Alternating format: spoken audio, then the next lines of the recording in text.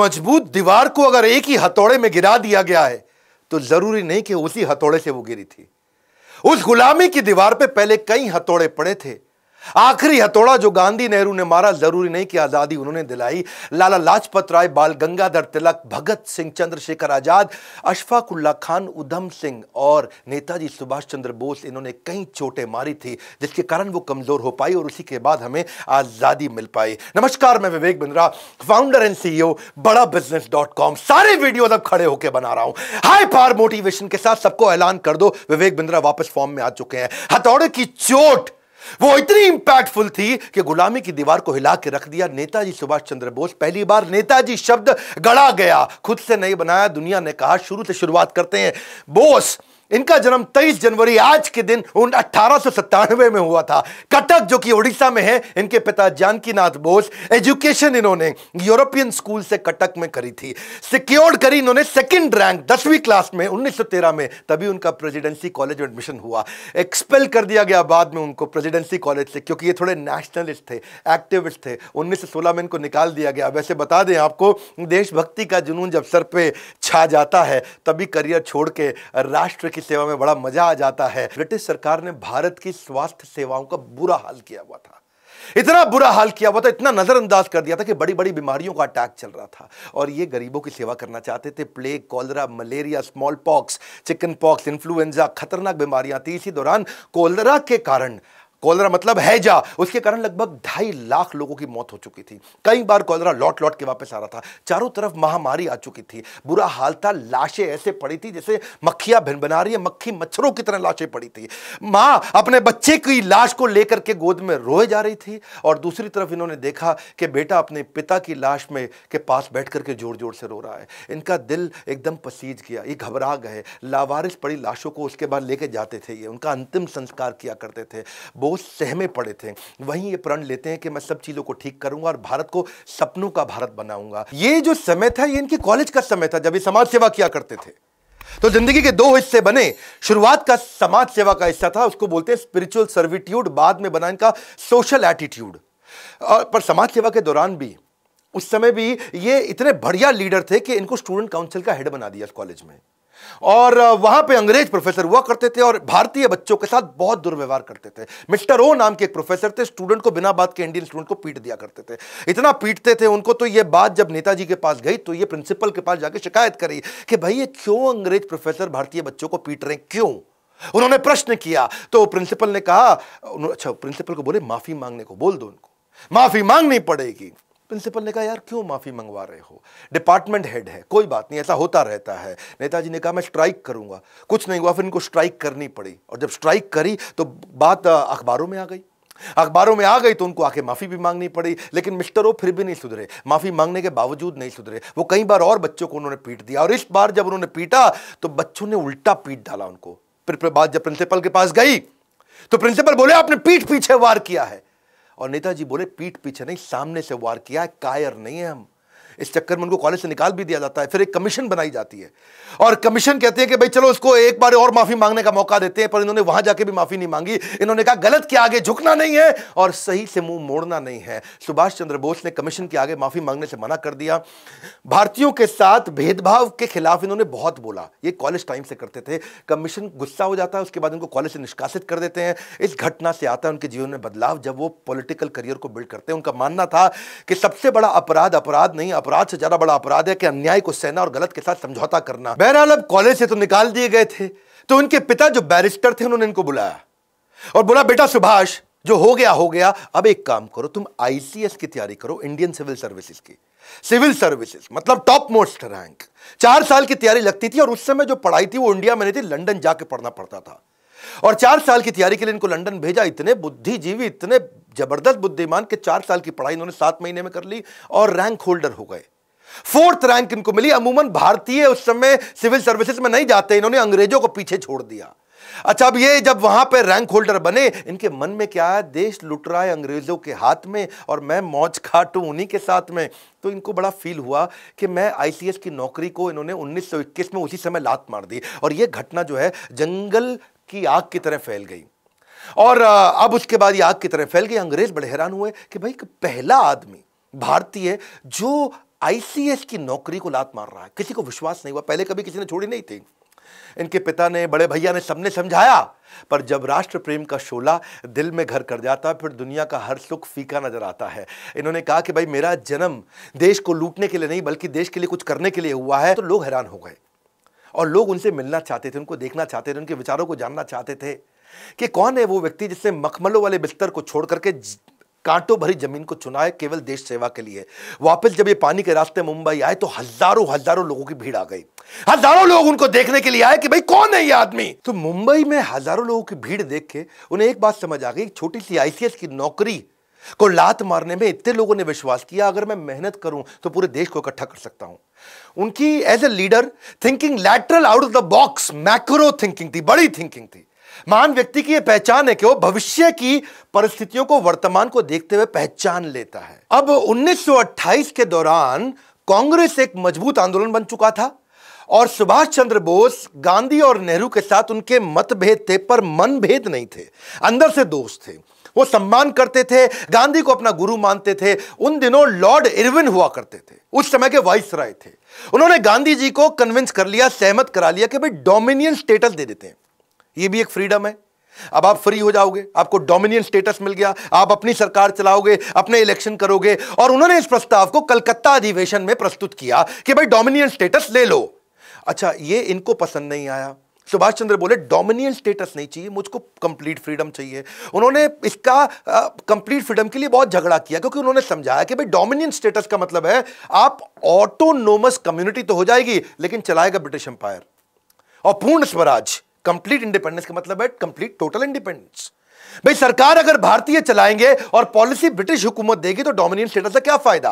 अगर सरकार चलाने और पॉलिसी बनाने दोनों के अधिकार भारतीयों को मिलेंगे, उसी का फ्रीडम हमारे को चाहिए। क्योंकि डोमिनियन स्टेटस का एक ही मतलब है कि आप कोई डिसीजन नहीं ले सकते डिफेंस पे, कम्युनिकेशन पे और फॉरेन रिलेशन पे, लेकिन अगर कंप्लीट फ्रीडम मिल गया तो आप कोई भी डिसीजन ले सकते हो। तो डोमिनियन स्टेटस का प्रभाव ऐसा पड़ता कि भारत अपनी ना तो सैन्य शक्ति पर काम कर सकता था, भारत दूसरे मुल्क के साथ अगर कोई व्यापारिक रिश्ते बनाना है तो वो खुद से कर नहीं सकता, ब्रिटिश असेंबली से जाकर उसको परमिशन लेनी पड़ेगी।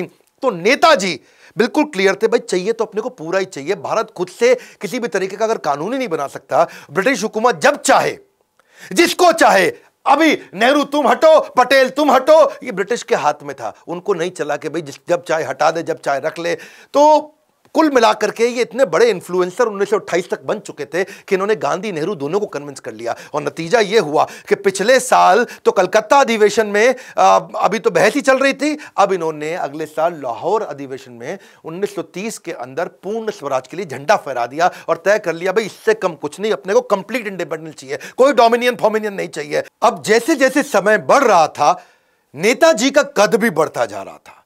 1939 का समय आया और तब गांधी जी को अच्छा नहीं लग रहा था कि ये थोड़े गरम दल वाले बन रहे थे, क्योंकि गांधी नेहरू वगैरह तो थोड़े नरम दल के थे और ये चाहते थे कि भाई अब दुनिया भर में लड़ाइयां हो रही है तो अब हमें भी लड़ना चाहिए, क्योंकि वर्ल्ड वॉर 2 का टाइम आ गया है। इस समय अंग्रेज कमजोर हो जाएंगे, क्यों नहीं उनको हरा दिया जाए इस टाइम पे, इस टाइम उनको तोड़ा जाए। गांधी बोले नहीं नहीं, मुझे आपका तरीका पसंद नहीं, क्यों ना इलेक्शन करा ले। तो तब प्रेसिडेंट की पोजीशन के लिए इलेक्शन का समय आया और गांधी ने क्या किया, इनको हटाने के लिए उन्होंने अपना आदमी लगा दिया, सीतारमैया। साउथ से लेकर के आए सीतारमैया को और सबको जाके पूरे देश में बता दिया, सारी के सारे कांग्रेस के जितने भी वर्किंग कम्युनिटी, जितने भी लीडर्स थे, इनको बोला कि सीतारमैया जीतेगा तो मतलब समझो मैं जीता, सीतारमैया मेरा आदमी है। और उन्होंने सीतारमैया के लिए कैंपेन करना शुरू कर दिया। इधर नेताजी सुभाष चंद्र बोस भी उनका आशीर्वाद लेकर के इलेक्शन के लिए आगे बढ़े और जब चुनाव के नतीजे आए तो सब हैरान हो गए। गांधी जी की उम्मीदों के विपरीत नतीजे आए। सीतारमैया को 1375 सीट मिली, सुभाष चंद्र बोस को 1580 सीट मिली। आपको यहां समझना पड़ेगा, यहां समझिए कि सुभाष चंद्र बोस का कद बहुत बढ़ चुका था, लोग गांधी से ज्यादा उनको पसंद करने लगे थे। यह ध्यान देने वाली बात है। गांधी जी नाखुश हो चुके थे, वो बोले कि सीतारमैया की हार मतलब मेरी हार है। वो चाहते नहीं थे सुभाष चंद्र बोस जीते, क्योंकि सुभाष चंद्र बोस से उनको नाराजगी नहीं थी, लेकिन दोनों की विचारधारा अलग होने के कारण गांधी उनको प्रेम तो करते थे पर चाहते नहीं थे कि ये रहें, क्योंकि गांधी प्रेम से चलाना चाहते थे। गांधी बोले कि इस समय हमारा शत्रु समस्या के अंदर है, वर्ल्ड वॉर 2 की तरफ जा रहा है, तो अब हमारे को उसे तंग नहीं करना चाहिए। सुभाष चंद्र बोले ये क्या तरीका हुआ, जब पूरी दुनिया लड़ रही है तो आप क्यों इधर थप्पड़ मार लो, इधर थप्पड़ मार लो। अब जीत तो गए थे ये, सुभाष चंद्र बोस, लेकिन गांधी ने इन पे प्रेशर डाला कि अब आप रिजाइन कर दो, आप इस्तीफा दे दो। एक सच्चे शिष्य एकलव्य की तरह अपने गुरु महात्मा गांधी के चरणों में आकर के उन्होंने त्याग पत्र दिया। बहरहाल सुभाष चंद्र बोस उनको बोले कि मैं जानता हूं कि हमारे रास्ते अलग अलग हो सकते हैं, पर हमारा मकसद एक ही है। पर अब इनको क्योंकि बाहर कर दिया गया, तो अब कांग्रेस तो उनको सपोर्ट कर नहीं रही थी, क्योंकि ये बाहर हो गए थे। 12 बार इनको जेल में डाला गया। अंग्रेजों ने इनको बहुत तंग किया। ये जब बाहर आए तो इनके घर पे सीआईडी लगा दी और इनके घर पे नजर रखी जा रही थी कि सुभाष चंद्र बोस कुछ करे नहीं। सुभाष चंद्र बोस ने सोचा कि अब देश में बात नहीं बन रही है। इन्होंने कांग्रेस को एनकरेज किया कि आप करते रहो जो कर रहे हो, आप गांधी को सपोर्ट करो। ये इतने इंटेलेक्चुअल थे, इतने बुद्धिमान थे कि ये बाहर निकल आए देश से। इन्होंने मन सोचा कि मैं देश से बाहर निकल करके मैं क्यों नहीं ग्लोबल अलायंसेस बिल्ड करूं, ग्लोबल जियोपॉलिटिकल एडवांटेजेस लेके आऊं। मेरी बात सुनना ध्यान से। उस समय वर्ल्ड वॉर 2 में ना 2 तरह की लड़ाइयां थी। एक था एक्सिस अलायंस, एक अलाइड पावर। एक्सिस अलायंस में कौन था? Germany, Italy, Japan. ये वर्ल्ड वॉर 1 में भी हारे थे, 2 में फिर इकट्ठे आ गए। अलाइड पावर में कौन था? वहां पे था भाई इंग्लैंड, फ्रांस, पोलैंड, यूएसए और सोवियत यूनियन। ये एक साथ थे। ये वर्ल्ड वॉर 1 में भी जीते थे, ये दोबारा एक साथ आ गए थे। अब इन्होंने सोचा कि दूसरा वर्ल्ड वॉर शुरू हो गया है और भारत के अगेंस्ट है ब्रिटेन। ब्रिटेन है एलाइड पावर। अब ब्रिटेन एलाइड पावर है तो मैं क्यों नहीं एक्सिस में किसी का सपोर्ट ले लूं। तो ये बाहरी ताकतों से समर्थन लेने के लिए गए। इन्होंने सोचा सही मौका है, इससे मैं दुश्मन अभी उलझा हुआ है, कमजोर है, मुझे बाहर निकल जाना चाहिए। अब मजे की बात समझिए, तेज वो नहीं होते जो मौके का इंतजार करते हैं, बल्कि वो होते हैं जो सही मौके पे वार करते हैं। इन्होंने सोचा दुश्मन का दुश्मन मेरा दोस्त। तो पहले तो इन्होंने ट्राई फिर भी सोवियत यूनियन पे ही किया। उसके लिए इन्होंने प्लान बनाना शुरू कर दिया। और प्लान बनाने के लिए इन्होंने अपने एक दोस्त थे इनके, मियां अकबर शाह, उनको एक टेलीग्राम भेजा पेशावर में और उनको पेशावर से कोलकाता बुला लिया कि भाई आओ मेरी मदद करो। और मियां अकबर शाह को उन्होंने बोला, जो आज पाकिस्तान में पड़ता है, कि भाई तुम मुझको किसी तरह से काबुल ले जाओ, मैं काबुल के रास्ते उस रूस में जाऊंगा। यूएसएसआर हुआ करता था, अभी आज तो रशिया है। तो अपने भतीजे शिशिर थे इनके, उनकी मदद से इन्होंने गाड़ी लिया। गाड़ी में सीआईडी से बचते बचाते पिछली सीट के नीचे लेट के, दब के, छुप के ये निकले। वो उन्होंने उसको कलकत्ता से धनबाद छोड़ा, धनबाद से इनको काबुल और काबुल से मॉस्को जाना था। अब वही है नेताजी सुभाष चंद्र बोस। वहां रविंद्रनाथ टैगोर गाया करते थे कि जोरी तोरो डाक सुने क्यों।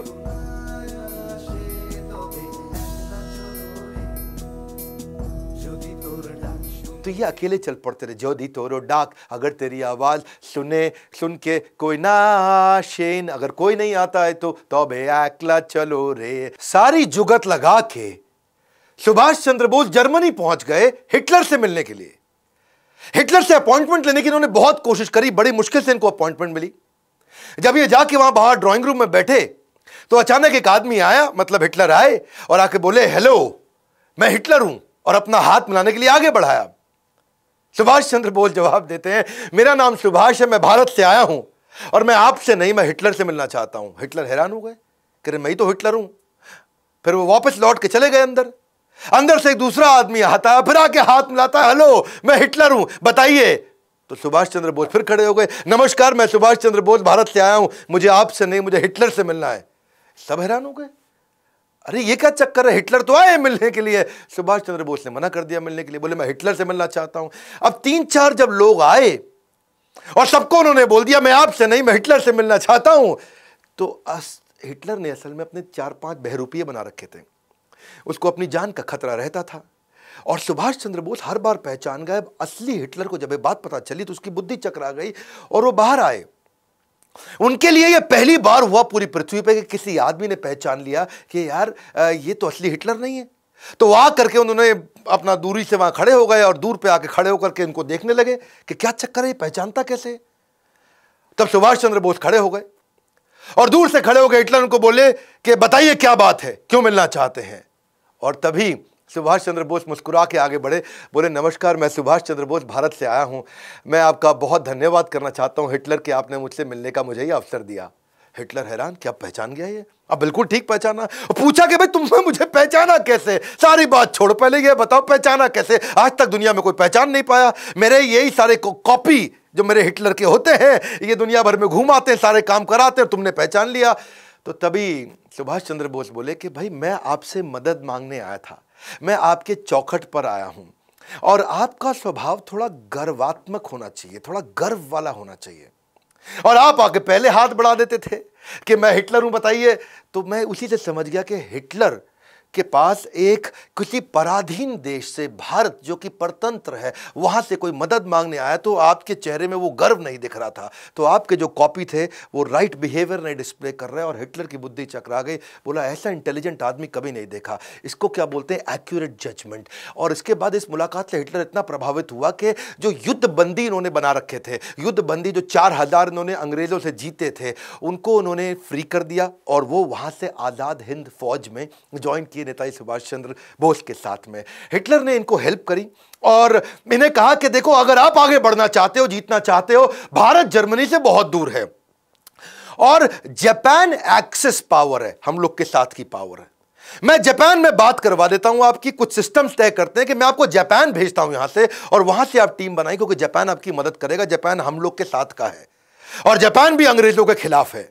तो ये बड़ा मुस्कुराया, इनको बहुत अच्छा लगा। तो हिटलर ने इनके लिए बहुत अच्छा अरेंजमेंट किया।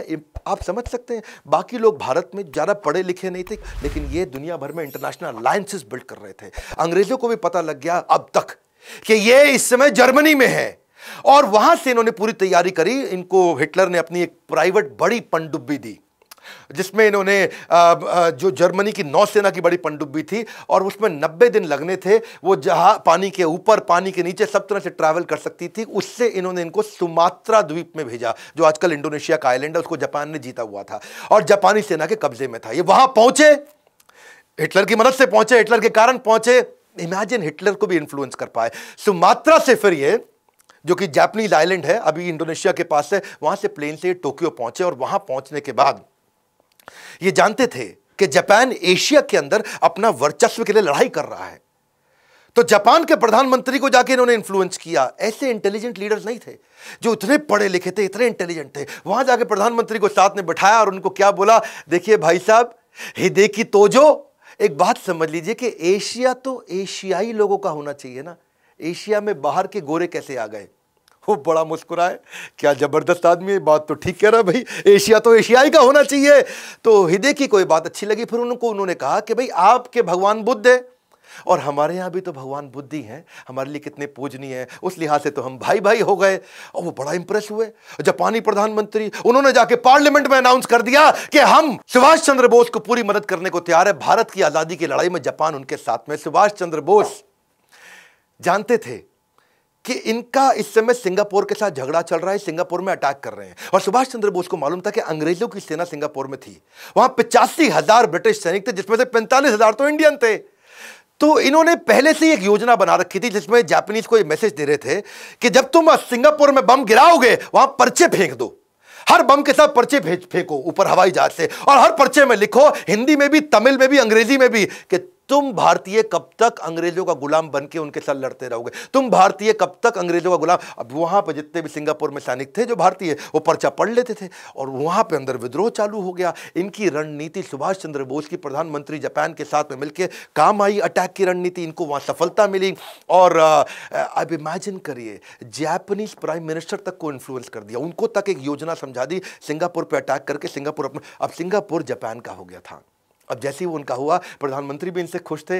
तो वहाँ जो 45,000 ब्रिटिश आर्मी के अंदर इंडियन सैनिक थे, उनको जापानीज ने इनको वापस कर दिया, सुभाष चंद्र बोस को, और वहाँ से तैयार हुई पूरी आर्मी। रास बिहारी बोस जो वहीं पे इंडियन लोगों को तैयार किया करते थे, उनके माध्यम से नेताजी सुभाष चंद्र बोस को सौंप दिया गया, और अब तैयार हो गई आजाद हिंद फौज। यहां से अंग्रेजों को पता लगने लगा कि ये बहुत बड़ी तैयारी कर रहा है। जापानी सेना बर्मा को जीत चुकी थी, अब बर्मा में कब्जा इनका था, जापानीज का। इन्होंने कहा कि भाई अब बर्मा के रास्ते भारत में घुसेंगे, और प्राइम मिनिस्टर ने पूरा सहयोग किया। नागा पहाड़ियां, यानी कि नॉर्थ ईस्ट जो नागालैंड है, वहां से मैदानी इलाकों में जाएंगे, पहले पहाड़ों पे जाएंगे, वहां से मैदानी इलाकों में जाएंगे। अप्रैल 1944 में आजाद हिंद फौज, जो ये सिंगापुर से अपनी टीम तैयार करके आए थे, बर्मा से टीम तैयार करके आए थे, ब्रिटिश सेना को खदेड़कर मणिपुर में जाकर के पहली बार तिरंगा डाला। पूरा देश पूरा हिल गया उस समय। एक बात आपको बता दें, मानते तो दिल से गांधी भी थे, कि हमारा देश अनडिवाइडेड रह सकता था। क्या कहते हैं कि अगर आप किसी को जोड़ना चाहते हो ना अपने साथ, तो उसे केवल गले नहीं दिल से लगाना चाहिए। क्योंकि गांधी ये जानते थे कि जिन्ना कितना भी शोर मचा ले, सारे हिंदू और मुसलमान अगर किसी एक लीडर को इकट्ठे मानते थे तो वो थे सुभाष चंद्र बोस।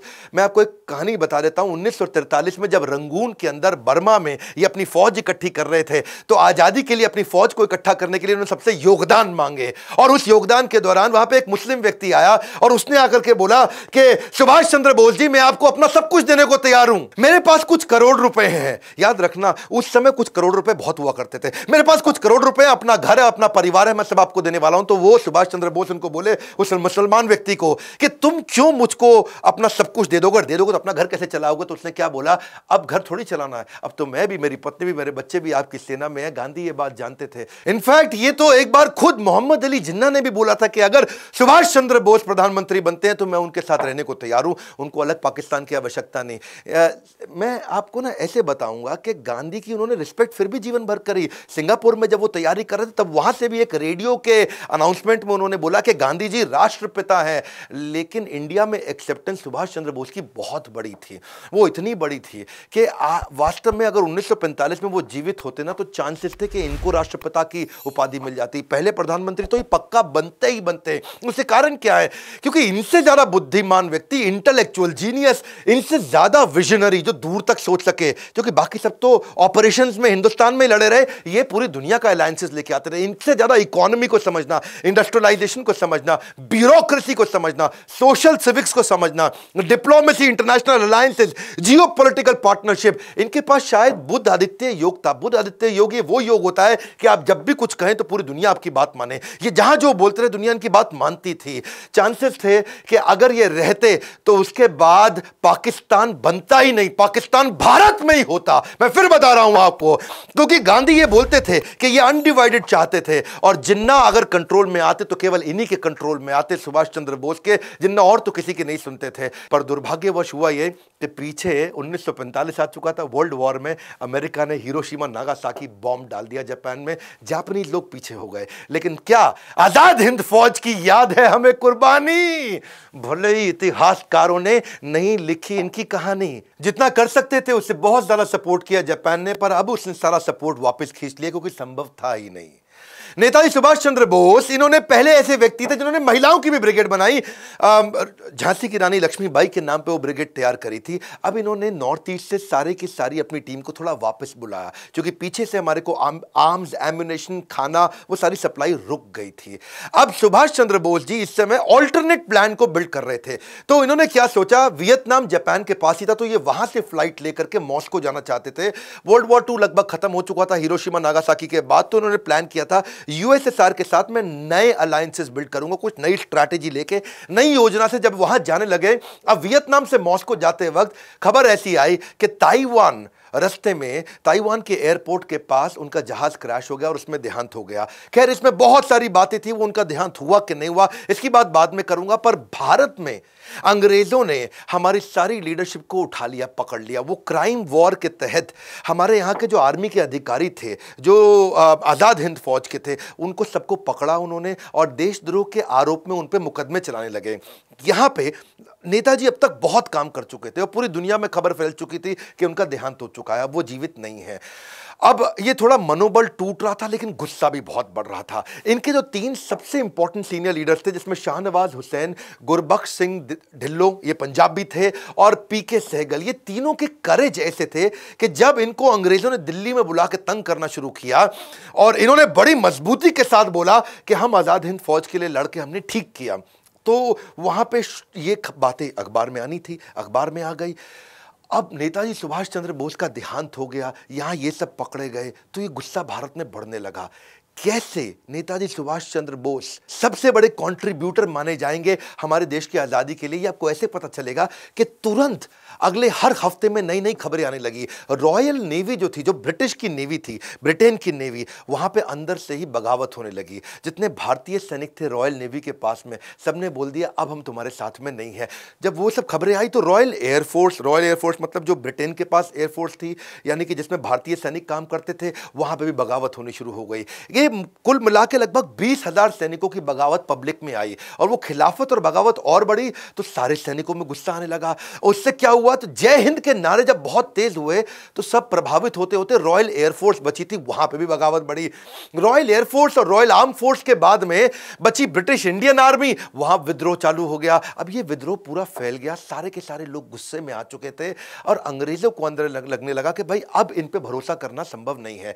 भारत में ब्रिटेन की जो आर्मी थी, सुनिएगा, भारत में जो ब्रिटेन की आर्मी थी वो केवल 40,000 लोगों की थी, इंडियन सोल्जर 25 लाख थे। अब वो 40,000 जरा से और भारतीय सैनिक 25 लाख, वो 25 लाख को ये 40,000 कंट्रोल करते थे। अब वो 25 लाख तो छोड़ो, अब इस विद्रोह के बाद वो 25,000 के साथ भी लड़ने लायक नहीं बचे थे ब्रिटिशर्स। वहां दुनिया भर में लड़ाई करके आ चुके थे वर्ल्ड वॉर 2 के बाद में। अब इनको लगा कि हमारे 40,000 और इनके 25 लाख, इनके 25 लाख से लड़ने के लिए हम 40,000 को क्या 4 लाख कर सकते हैं, क्या हम दोबारा इंग्लैंड से मंगा सकते हैं सेना। अब वर्ल्ड वॉर 2 के बाद वो पॉसिबल था नहीं, तो वो उनके लिए था बड़ा काटा। फिर इन्होंने सोचा कि भाई इन 25 लाख को हम तनख्वाह भी दिए जा रहे हैं और ये रिवोल्ट भी किए जा रहे हैं, तो इन्होंने उनको डीकमीशन करना शुरू किया। इनको भाई निकालो, अब इनको तनख्वाह देनी बंद कर दो, इनको बाहर कर दो। और जब उनको डीकमीशन किया, क्योंकि सैलरी कॉस्ट भी बहुत ज्यादा थी, पैसा इनके पास था नहीं और लोग ला नहीं सकते थे, अब यहां पर विद्रोह और बढ़ गया क्योंकि भाई उनको नौकरियों से निकाले जाने लगा। अब नौकरी से निकाला और विद्रोह बढ़ गया, जो अंदर बचे थे वो भी विद्रोह कर रहे थे,